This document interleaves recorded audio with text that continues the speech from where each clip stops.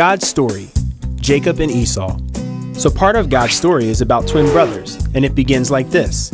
Once, there were twins named Jacob and Esau, and they didn't get along. They actually started fighting before they were born. Then during birth, Esau came out first, but Jacob was holding on to his heel. That's not normal, and they even look different. The Bible says Esau's body was covered in so much red hair, it was almost like he had clothes on. Jacob's skin was smooth. Well, they got even more different as they grew up. Esau hunted animals and spent time outside. Their dad, Isaac, was a big meat eater, so Esau was his favorite. Jacob, on the other hand, was a quiet guy who liked to stay indoors. Their mom, Rebecca, liked Jacob the best. The Bible doesn't talk much about Jacob and Esau as kids, but we do know Esau was lucky to be the oldest because he had what's called a birthright. That meant Esau would be in charge of their family, including all their money, land, and stuff. Jacob would probably have to work for his brother Esau, and their dad Isaac would give Esau a blessing, which means Isaac would ask God to take care of his oldest son Esau in an extra special way. Well, you probably think Esau was pretty excited about this, but he wasn't. In fact, one day he gave it up. He'd just returned from a hunting trip. Since he was out killing animals all day, he didn't have time to eat. He came home starving. Jacob was making stew, so Esau said, "Quick, give me some of that stew. I'm very hungry."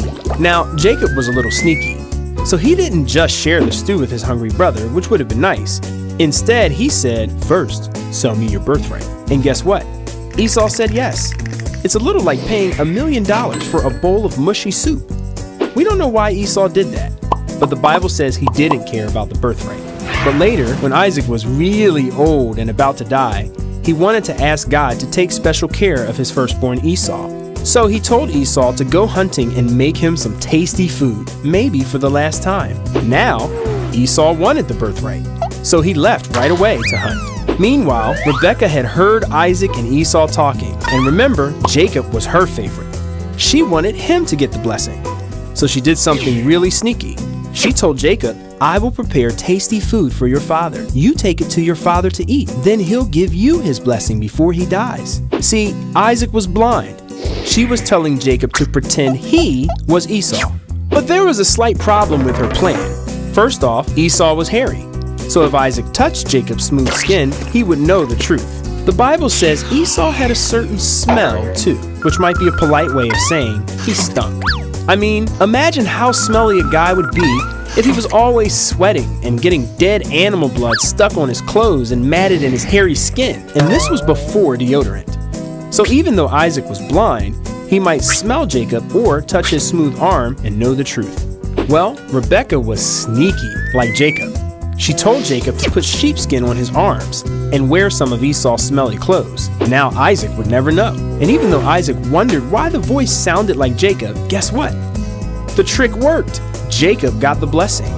Now Esau would have to work for him. As you might imagine, Esau was furious. In fact, Rebecca had to help Jacob run away so Esau wouldn't kill him.